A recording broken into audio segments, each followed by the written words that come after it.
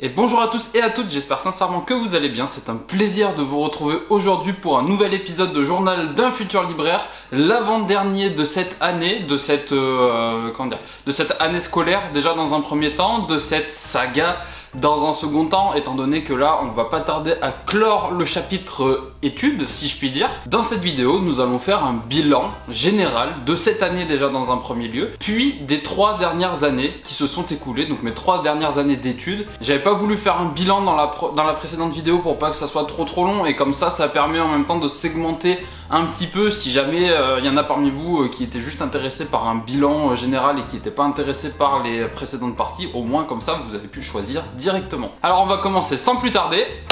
Générique.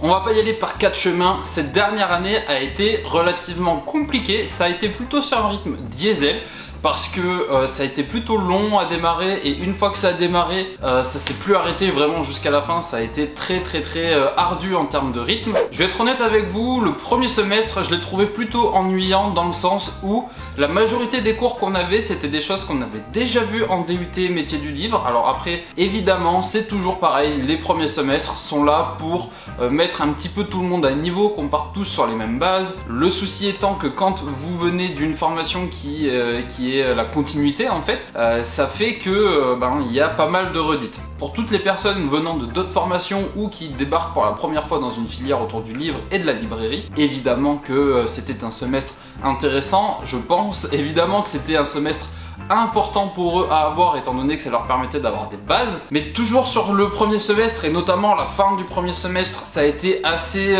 tendu, dans le sens où nous avions eu, et ça je pense que j'en ai parlé dans le premier épisode de Journal d'un futur libraire, enfin dans l'avant-dernier épisode de Journal d'un futur libraire, le premier sur cette année scolaire, le fait que par exemple on ait des devoirs maison assez long à rendre en plein mois de décembre, en pleine période de Noël en librairie, c'est assez tendu, je vais pas vous mentir.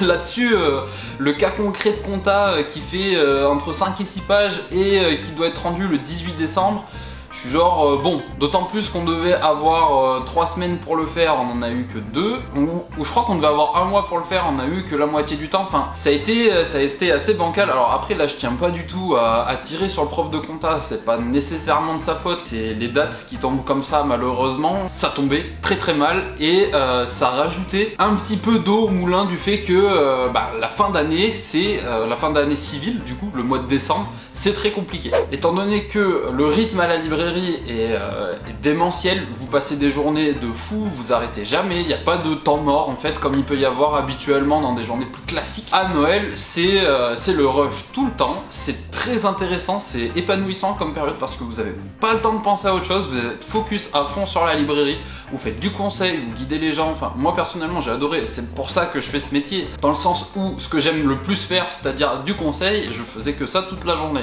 Vous n'avez pas de vacances évidemment à Noël, sinon ce serait trop facile. Donc le deuxième semestre est très compliqué, dans le sens où il y a plus de travail, le rythme s'accélère, et en plus de ça la fatigue commence petit à petit, assez rapidement à s'installer. Si j'ai pas fait de vidéo YouTube pendant la fin de l'année scolaire, c'est pas pour rien, c'est que personnellement j'ai été à bout, j'en avais trop marre des cours, j'en avais trop marre de l'école, j'en avais trop marre des devoirs incessants qui nous tombaient dessus. En plus de ça, à côté, il y a les lectures pour la librairie. Je veux pas vous faire peur quand je vous parle de cette fin d'année un petit peu atroce en termes de rythme. Je veux juste vous prévenir, vous mettre en garde. De toute façon, on nous avait mis en garde, et honnêtement, au début d'année, j'étais genre ça va, tranquille. Quand la responsable de formation nous disait accrochez-vous, ça va être compliqué la fin d'année, c'est souvent que au mois de juin, on vient me voir dans le bureau en pleurs parce que vous êtes à bout de nerfs, enfin pas forcément en juin, mais en mars-avril, quand vous commencez à prendre conscience de tout ce qu'il y a à faire pour le mémoire et où vous en êtes en général, vous commencez un petit peu à cogiter en vous disant que ça va être tendu. Et du coup, moi, quand la responsable de formation me disait en mars-avril, vous arrivez dans mon bureau en pleurs, moi j'étais genre, franchement, je comprends quoi, c'est... Quand je voyais le premier semestre, j'étais genre ok ça va, tranquille, mais tranquille. J'ai bien compris par la suite ce qu'elle voulait dire. Je suis pas arrivé dans son bureau en pleurs, mais je vous cache pas qu'il y a pas mal de moments où les nerfs étaient à vif, où les nerfs étaient vraiment tendus. Honnêtement, moi d'un point de vue, je vais être tout à fait honnête avec vous, le mémoire ça m'a fait peur, le mémoire ça m'a complètement braqué. Je comprends pas le principe de nous faire ça, donc j'ai eu beaucoup de mal à rentrer dedans. Je fonctionne un peu comme ça, quand je vois pas l'intérêt de la chose pour moi, j'ai vraiment du mal à le faire. C'est pas d'un point de vue égoïste, hein, ça marche comme ça vraiment principalement pour les études. Le reste du temps, j'ai pas trop de soucis à rendre service aux gens, je pense. Mais quand il s'agit des études, un domaine avec lequel ça a toujours été plutôt compliqué, j'ai énormément de mal à faire les choses quand je comprends pas l'intérêt. Et je ne comprends pas l'intérêt de faire un mémoire, de se creuser la tête sur un sujet qui potentiellement ne vous impactera pas derrière dans votre vie professionnelle, sur des compétences qui potentiellement ne joueront pas du tout dans votre carrière professionnelle. C'est bien d'avoir des capacités d'analyse, c'est bien d'avoir des capacités de rédaction de dossiers de 70 pages. En librairie, vous avez souvent l'occasion quand même de mettre en application ces qualités-là.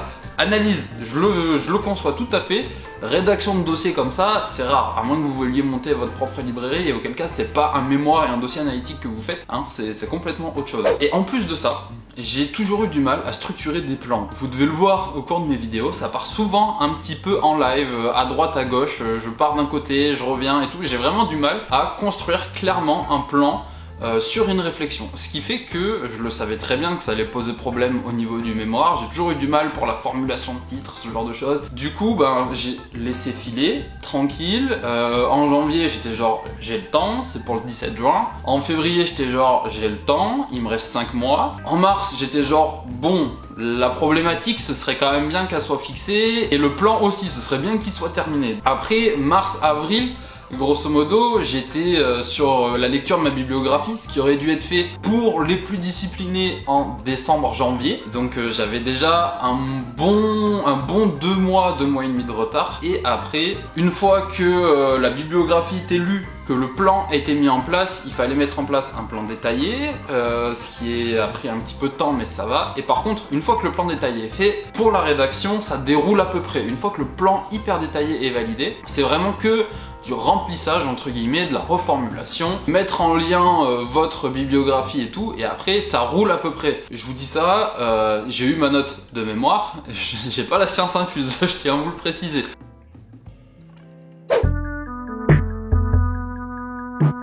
Après, il y a un autre facteur qui entre en ligne de compte, c'est le fait que cette année, encore une fois, comme l'année dernière, comme peut-être l'année prochaine, je l'espère pas pour vous, mais le Covid, je vais pas vous faire un schéma, mais le Covid a pas mal changé les choses.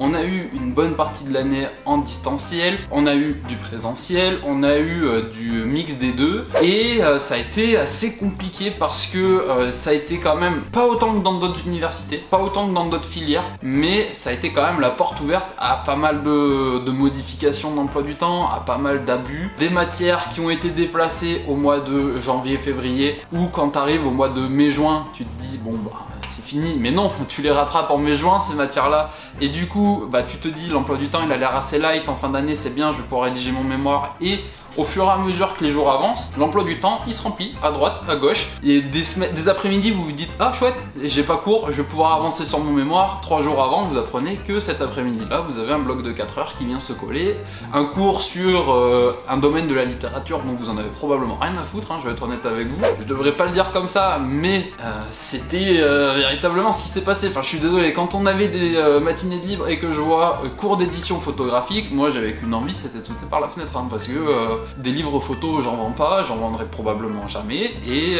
j'avais du mal encore une fois à voir l'intérêt personnel pour moi là-dessus. Donc voilà. Parallèlement à tout ça, il y a la vie en librairie.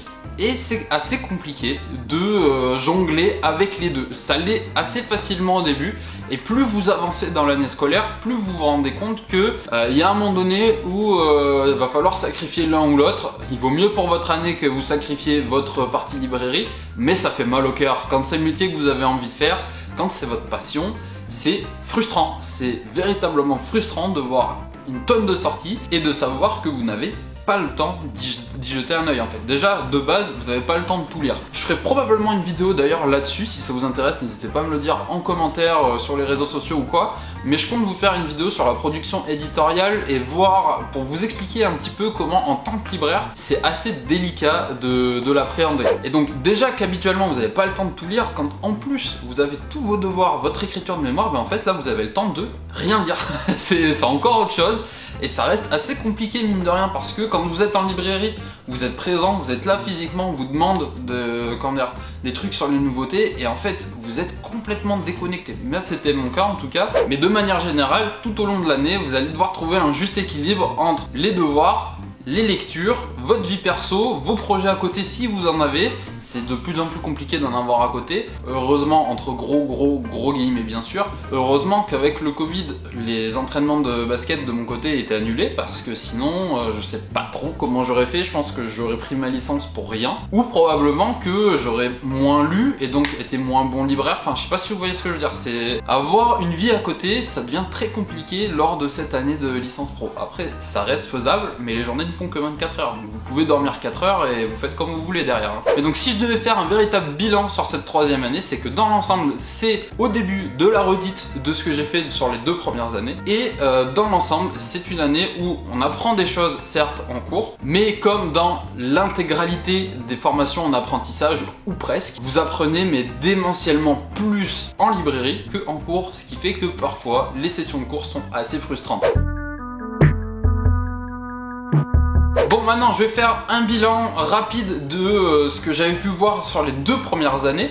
J'avais déjà fait un bilan à la fin du DUT, donc je vais pas le refaire complètement, ça ne sert à rien, c'est juste histoire de faire un bilan de ces 3 ans. Mais du coup, mes 2 premières années, ça a été assez... comment dire ? Ça a été assez disparate dans le sens où j'ai adoré ma première année avec le fait que ça soit très tourné autour de la librairie. J'ai un petit peu moins aimé ma deuxième année, même beaucoup moins, étant donné que c'était plus tourné autour de l'édition, avec le projet éditorial. Je vous en ai déjà parlé, ça a été l'enfer, le truc, c'était à s'arracher les cheveux. Donc ça a été très frustrant, cette deuxième année de DUT. Néanmoins, ça a été aussi enrichissant parce qu'on a vu un autre domaine, ça permet de connaître un petit peu plus le métier d'éditeur. Et de toute façon, quand vous travaillez dans le monde du livre, c'est bien, c'est même presque indispensable de savoir comment fonctionnent les autres acteurs de la chaîne du livre. Parce que si vous êtes les seuls, enfin si vous connaissez que le métier de libraire, vous n'allez pas comprendre pourquoi les éditeurs font tel ou tel choix. Vous n'allez pas comprendre pourquoi les représentants font tel ou tel choix. Vous n'allez pas comprendre pourquoi les distributeurs. Pourquoi les diffuseurs? C'est quoi en fait? En ce sens-là, le DUT a été vraiment super enrichissant parce qu'on l'a bien appris au cours des 3 ans, cette chaîne du livre. Ça a été assez frustrant aussi la deuxième année dans le sens où, en plus du projet éditorial qui a été assez pénible, en plus du fait que c'était une année surtout tournée autour de l'édition, le stage qu'on devait faire en deuxième année, qui pour ma part devait être fait à BD Plus Café, donc dans une librairie spécialisée BD, manga, comics, n'a pas pu se faire à cause du confinement, évidemment, du Covid. Vous connaissez la chanson maintenant, ça a été le cas pour tout le monde de toute façon. Maintenant que vous savez dans le précédent épisode que j'ai validé ma 3e année, cela met fin, normalement, à mon cursus universitaire. J'ai normalement terminé les études, je n'ai plus à retourner en cours. Il me reste plus qu'à rentrer sur le marché du travail, il me reste plus qu'à trouver un emploi pour la rentrée. Il ne me reste plus que à vivre ma vie de libraire maintenant parce que voilà, c'est terminé. Je tiens quand même à vous dire que si cette chaîne YouTube existe à la base, c'était pour pouvoir faire ces études. Donc je suis extrêmement fier de pouvoir vous dire que c'est en partie grâce à vous. En même temps, je vais pas vous mentir, je suis aussi fier de moi de l'avoir fait, mais je suis très content de voir que le projet initial de cette chaîne YouTube touche à sa fin, que ça a marché, ça a réussi. C'est un pari que j'ai fait, c'est un pari que je sais pas si je le referai maintenant, étant donné que je vois surtout la première année l'investissement que ça m'a demandé, surtout quand je vois les étiquettes qu'on m'a collées aussi accessoirement pendant que j'étais à l'IUT. D'entrée, on savait qui j'étais. Je dis pas ça dans le sens où j'étais famous, mais c'est dans le sens où mon dossier les a marqués en fait. Dès le début, on m'a dit, on a hésité à te prendre, ça s'est joué à ça. Dès le début, on m'a mis la pression dans le sens où t'as fait ce qu'il faut pour rentrer, maintenant faut que tu fasses ce qu'il faut pour être diplômé parce qu'on veut pas que tu sois une erreur de casting.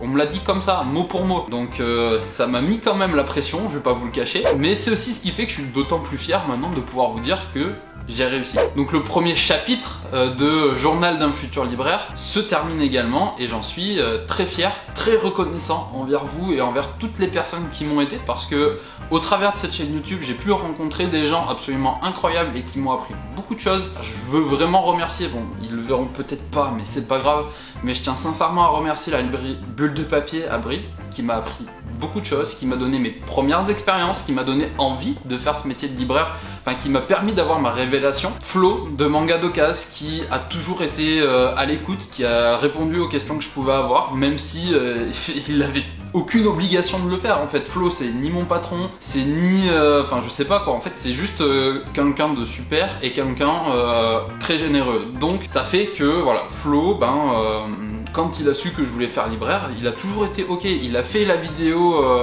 librairie tour avec moi, il a jamais posé de questions. J'avais même pas de maquette à lui présenter. Je lui ai dit écoute, je veux faire une vidéo. Il m'a dit il n'y a pas de problème. Et direct, il est venu plus tôt, il a accepté, il a pris du temps. Donc je tiens sincèrement à le remercier. Je remercie toutes les librairies, enfin tous les libraires avec qui j'ai pu filmer des vidéos librairie tour parce que en fait, même si ça s'est fait, même si la discussion s'est établie que au cours d'une seule vidéo, c'est des contacts qui ont été pris, c'est de la connaissance qui a été acquise, ça a été des expériences à droite à gauche qui ont été retenues et c'est toujours bon à prendre en fait dans un parcours. Donc Jean-Luc de la librairie Autour du Monde, toute première librairie que j'ai pu faire en vidéo librairie tour, j'étais très content de le faire. C'était une super librairie, c'était une super personne, c'était un très bon moment. La librairie Astro City aussi à Lille, donc la librairie spécialisée comics avec Damien, donc qui a accepté de tourner en vidéo. La librairie de la baignoire d'Archimède à Brive qui est à l'étage de Bulle de Papier. Donc je les connais très bien les filles, elles sont géniales, elles ont accepté aussi direct pour ce qui était de faire une vidéo. Enfin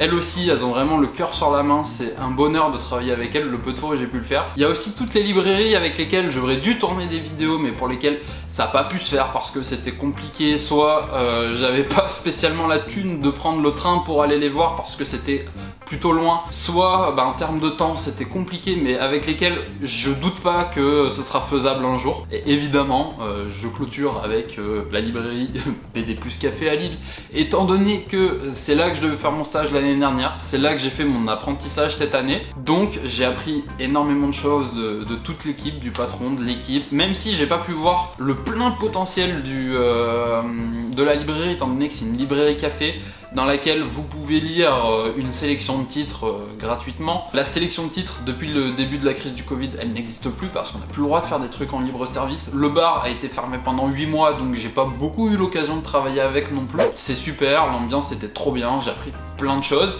Et j'espère pouvoir continuer à apprendre d'eux par la suite. Mais donc voilà, on va terminer cette vidéo là-dessus. Je pense avoir à peu près tout dit. Je vous l'avoue que je l'ai fait un peu en free flow, freestyle. Comme ça, j'ai allumé la caméra. Je me suis dit, là, on va parler de ces études. On va mettre un petit peu à plat tout ce qui s'est passé. Donc j'espère sincèrement que vous aurez passé un agréable moment en regardant cette vidéo. C'est assez, pas émouvant, mais si, presque quand même. C'est émouvant pour moi d'en parler parce que je suis content. Je suis véritablement fier de pouvoir vous dire que c'est terminé les études et que maintenant la vie de libraire s'ouvre à moi et que j'espère pouvoir vous annoncer dans les prochains jours, dans les prochains mois, une bonne nouvelle concernant la suite et pouvoir continuer ensemble cette saga. Donc du coup, je vous cache pas que les vidéos journal d'un futur libraire, probablement qu'elles vont s'espacer encore plus qu'elles étaient espacées avant. Mais si je trouve des concepts, si je trouve des points particuliers à vous parler en vidéo, ce sera avec plaisir que je le ferai. Un chaleureux merci à toutes les personnes qui ont rejoint l'aventure depuis maintenant le 23 juillet 2017. Ça va faire bientôt 4 ans. Ça va faire 4 ans cet été et je trouve ça absolument fou. Merci, merci, merci, merci sincèrement à toutes les personnes du coup qui se sont abonnées depuis, qui s'abonneront par la suite, qui rejoindront le projet, qui l'ont rejoint, qui l'ont quitté, qui l'ont repris, je sais pas, comme vous voulez. Il y a eu tellement de posts, ça a été tellement irrégulier ces 3 dernières années que je peux pas vous en vouloir si jamais vous avez arrêté. Mais merci à tous ceux qui sont là. Je vous souhaite à tous une très très bonne fin de journée. Je vous dis à très vite pour une prochaine vidéo. Prenez soin de vous. Ciao ciao.